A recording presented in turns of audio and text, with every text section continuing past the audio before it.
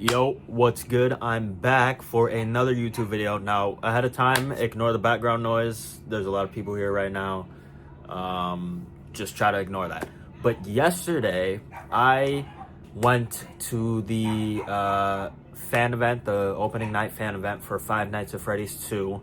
And I'm here to make a review for it. So, first things first, I got a poster. Hold on. Let me get it. It's pretty big. I'm not gonna lie. At first, the girl there, she didn't give it to me, but then I saw someone walk in with it. And I'm like, whoa, pause. So I left the theater and went to get it. But look at this shit, bro. Hold on. Let me stand up on my bed. This shit is massive, bro. It's huge. It is huge and it is sick. But yeah. Now I just gotta figure out where the hell I'm gonna ignore the shorts. Now I just gotta figure out where the hell I'm gonna put it. But yeah, I rock with it heavy. I liked it. Now I did see the first Five Nights at Freddy's back in 2023 when that movie came out. And honestly, I don't remember much from it. I honestly thought it was alright. I enjoyed the Corey Kenshin cameo that they did for that movie. I thought that was cool. And I thought the animatronics looked cool. Overall, I just thought it was like a solid B movie, to be honest. Now I'm not too big on the FNAF lore and the franchise. Like, I never played the games. I know of it, obviously, because of how big it is, but I don't know jack shit about the games. Like, I am not deep into the lore, so going into this movie, being in a auditorium filled with FNAF fans, there was people that they were dressing up. It felt like a damn Marvel movie. You feel what I'm saying? Like, to anyone who ever has went to a Marvel movie and it's not like really caught up and it's just going in blind, and the fans that's just cheering about shit that you don't know about. That was basically my experience watching this movie last night. But I'm not gonna lie, I liked it. I had a good time. Like, I think this is better than the first one. And overall, I think I just had a good time with it. Maybe it was the crowd that elevated the experience, but there was moments where, like, certain things would happen that obviously I knew was like some callback to the games, and niggas was just tweaking, bro, straight up tweaking. The guy sitting next to me, every few minutes he would be like, oh shit, ah. And I'm like, damn, bro, okay. I mean, shit, you clearly the FNAF fandom, they take this shit serious. That's all I want to say. But basically the whole time everyone's cheering and shit. Everybody's like being like, ooh, ah, oh my god. And I'm just like, what are we talking about? You know what I'm saying? Like, I didn't know, but like, I was going along with the ride. I was vibing with it. So yeah, man, I think it was good. I think this was a step up from the first, and they're definitely making a third for sure. So let me just go off the spoilers. The movie starts off with a flashback to like 1982, to the original Five Nights at Freddy's location, and they show what happened. It's this girl, her name is Charlotte. She gets killed by Matthew Lillard's William Afton, and she was trying to save this little boy who he took to the back, and then he stabs her 3 times in the back. We don't see it, but we do see like the blood stains and like the like stabbing inserts on her back, because this is still PG-13. So now my biggest negative is I feel like the fact that it is PG-13. Now, when they make the third one, because they definitely are with the way that this movie ends, I feel like it being rated R would definitely benefit this franchise. Like, in terms of like gore and violence, like, make it that type of rated R. Like, you could still make the corny ass jokes. You don't have to like curse at all, really. Just in terms of like the kills and people dying and the violence and the gore, have that be rated R. You know what I mean? I feel like that would elevate the experience. Because I do think that that's the biggest thing holding this movie back, is the lack of kills and lack of violence. But yeah, the girl dies, and then the marionette... One second. Sorry about that. I thought somebody was about to knock on my door. My spider senses was tingling, but it was a false alarm. So yeah, this thing called the marionette, which obviously is this thing in the games, it takes Charlotte and takes her under like this little area and then brings her back up. And apparently her spirit gets trapped inside of the marionette, and she's stuck in the store, and her spirit is angry at all the parents that ignored her when she was trying to tell them that, oh my god, there's a little boy, he's getting kidnapped. So she's basically, she wants revenge. She's mad. She's an angry, trapped spirit. And she's basically the main antagonist for this movie. William Afton, I'm pretty sure he's still alive, even though I don't remember what happened at the end of the well, I do remember he gets like stabbed by his own suit and then he dies, maybe, but he might come back later. They're obviously hinting towards something. I don't know. Maybe I'll look into the FNAF lore to see, but like it's a lot, bro, and I don't know if I have the brain cells for all that shit. I, as an anime fan, especially like the best thing I could compare this to is like One Piece, because One Piece has a lot of lore, or like fucking Marvel or DC, whoever keeps up with that shit. There's a lot of shit, a lot of things to keep up to date with, and maybe depending on when the third one comes out, maybe I'll look into that. Maybe we'll see. But yeah, he might come back. William Afton, excuse me. Then we cut to the present. Mike and his little sister Abby, they're trying to move on. Well, Mike's trying to move on from the trauma. Abby still misses her friends, and the girl Vanessa, pretty sure that's her name, she's just still dealing with the trauma of her dad. And yeah, that's pretty much it. Then these three like ghost YouTubers, one of them played by McKenna Grace, the other I think his first name is Theo, but he was in Final Destination Bloodlines, and he played Charlie in Final Destination Bloodlines. He was Stephanie's little brother, excuse me. And he was also in the Chucky TV series. So he's in this. He was cool in this for like the little bit of screen time he had. And then McKenna Grace, she's been in like everything. She's like in terms of like being a part of like big IPs, she's like collecting that shit like Infinity Stones, bro. She's gonna be in Scream 7. She's gonna be in Hunger Games. She's in a lot of shit. Word.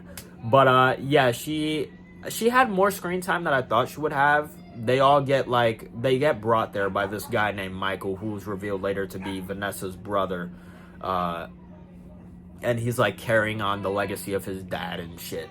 But Charlie, I'm just gonna call him Charlie because I don't know his character's name in the movie. Charlie and this other random guy, they both get killed. And then McKenna's character, she gets her body taken over by the marionette. And I'm not gonna lie, I think the marionette is the creepiest thing in the movie. Like when it takes over people's bodies, the look of them, because it's still like the person, but with a marionette look on the face, and like the body's like all like mind flayery from like Stranger Things. It's pretty unsettling at times, and I like it. I liked the design of that. I will say like the animatronics and the look of these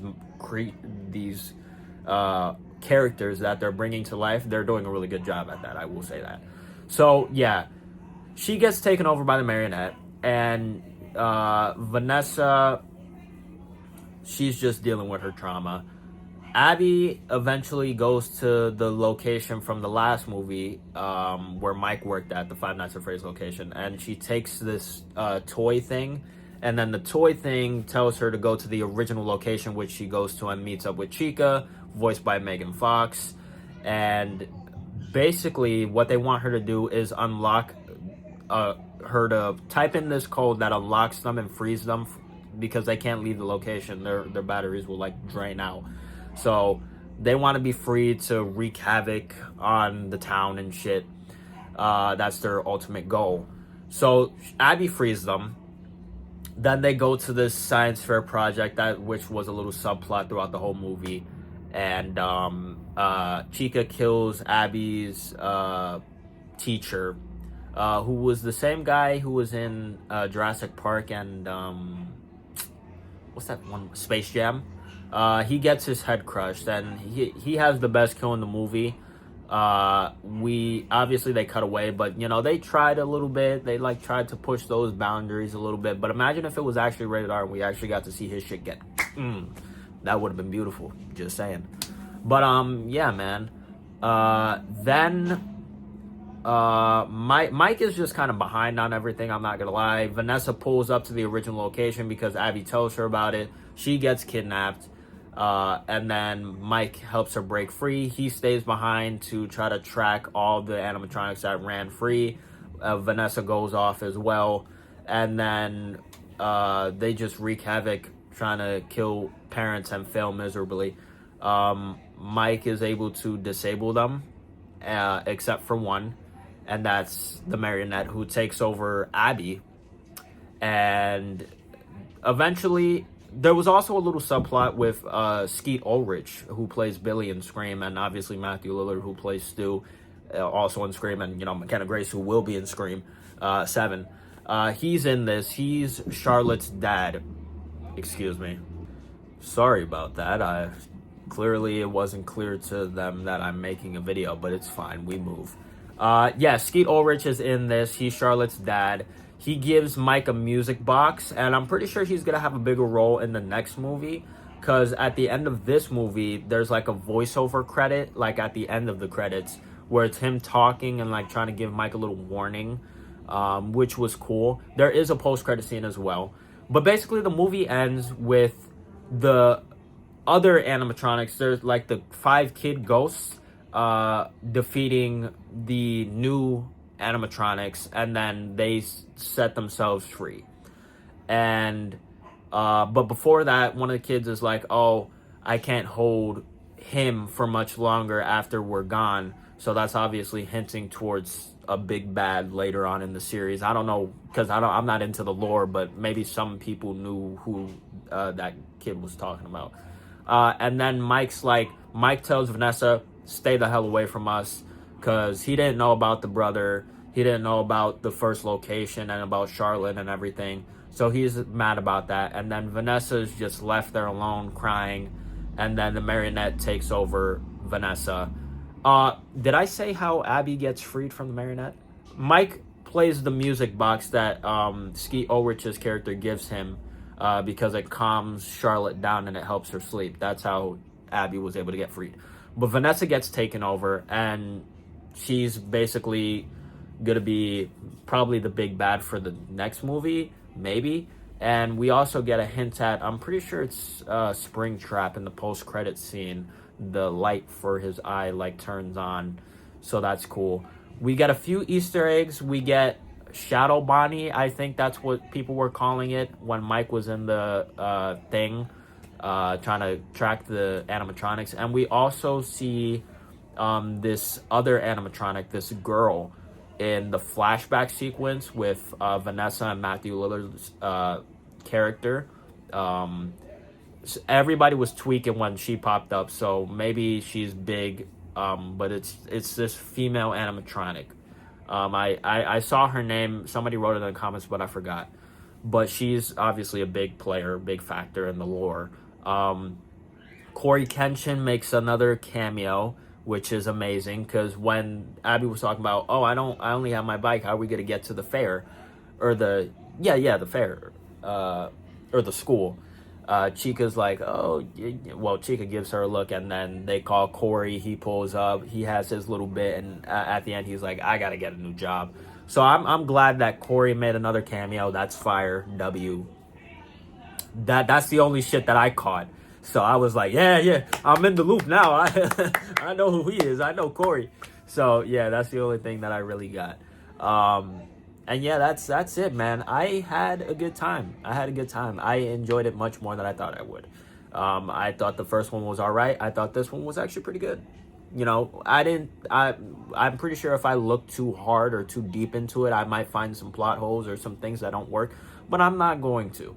I consider this like a Sonic thing, like the Sonic franchise, the Sonic movies, because I am tapped in with that, so I know my Sonic knowledge for the most part. But with this is like, I want to get more knowledgeable because the fans really care about it. You know, this is for the fans. So as a non-fan, I enjoyed it mainly because of how hyped the fans were.